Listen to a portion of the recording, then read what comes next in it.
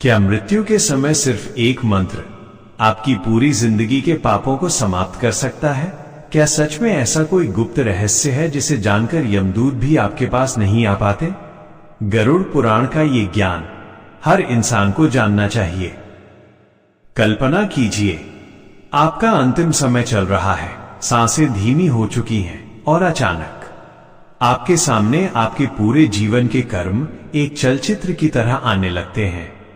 तभी एक मंत्र आपकी आत्मा की दिशा बदल देता है। भक्तों, पिछले भाग में हमने जाना कि मृत्यु के बाद आत्मा को कितनी कठिन और भयावह यात्राओं से गुजरना पड़ता है।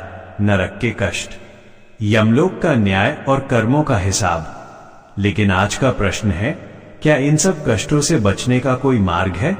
गरुड़ पुराण में भगवान विष्णु ने गरुड़ जी को एक ऐसा रहस्य बताया है जो आत्मा को इन कष्टों से बचाकर मोक्ष के मार्ग पर ले जा सकता है।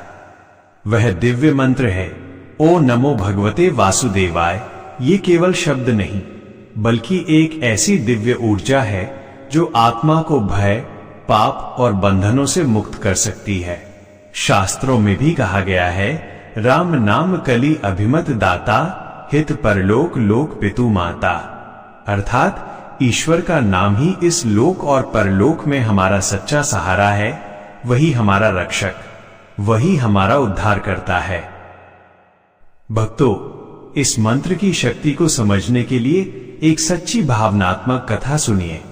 एक छोटे से गांव में रघुनाथ नाम का व्यक्ति रहता था। उसने जीवन में कोई बड़े पुण्य नहीं किए, ना ही वह कोई बड़ा साधु या ज्ञानी था। लेकिन उसकी एक छोटी सी आदत थी। हर रात सोने से पहले वो धीरे धीरे एक मंत्र बोलता था, ओ नमो भगवते वासुदेवाय। समय बीता और एक दिन उसका अंतिम समय आ गया। कमरे में सन्नाटा था, केवल रघुनाथ की उखड़ती हुई सांसों की आवाज आ रही थी। परिवार के लोग रो रहे थे। अचानक यमदूतों की ठंडी और भयावह छाया पूरे कमरे में फैल गई। लेकिन उसी क्षण रघुनाथ के मन के भीतर एक दिव्य ज्योत जल रही थी, मंत्र की ज्योत। उसके होंठ कांपते हुए भी वही नाम दोहरा रहे थे, ओ नमो भगवते वासुदेवाय। भक्तों, शास्त्र कहते हैं, जो मुख से नारायण कहता है, महादेव स्वयं उसके मार्ग के रक्षक बन जाते हैं। कहा जाता है कि उस क्षण रघुनाथ की अंतिम पुकार सुनकर स्वयं महादेव ने ही विष्णु दूतों को संकेत दिया, क्योंकि शिव और नारायण में कोई भेद नहीं है। जो विष्णु का है वो शिव का है, और जो शिव का है वो विष्णु का है। जैसे ही मंत्र की ध्वनि गूंजी, अचानक एक दिव्य प्रकाश प्रकट हुआ और उस प्रकाश से प्रकट हुए भगवान विष्णु के पार्षद विष्णुदूत। उनके तेज के सामने यमदूत पीछे हट गए। विष्णु दूतों ने कहा, इसने भले ही जीवन में अधिक पूजा न की हो, लेकिन इसने सच्चे भाव से भगवान का नाम लिया है। अब इसका मार्ग मोक्ष की ओर है। और उसी क्षण रघुनाथ की आत्मा उस दिव्य प्रकाश में विलीन हो गई।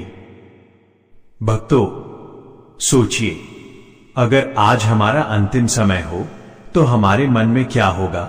धन, चिंता, रिश्ते या भगवान का नाम? सच यही है जो हम जीवन भर करते हैं, वही अंतिम समय में याद आता है। इसलिए अभ्यास आज से ही शुरू करना होगा। विधि बहुत सरल है। रोज सुबह या रात शांत मन से बैठें, कम से कम 108 बार इस मंत्र का जाप करें और इसे अपनी आदत बना लें, क्योंकि ये मंत्र ही अंत में आपका सबसे बड़ा सहारा बनेगा। आज से एक छोटा सा संकल्प लें। आज रात सोने से पहले 11 बार ये मंत्र बोलकर सोएं।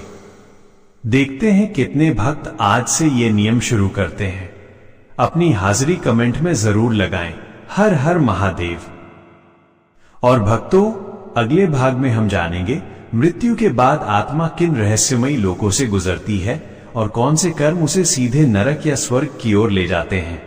अगर यह कथा आपके हृदय को छू गई हो तो इसे जरूर साझा करें, क्योंकि हो सकता है ये ज्ञान किसी की आत्मा को सही मार्ग दिखा दे।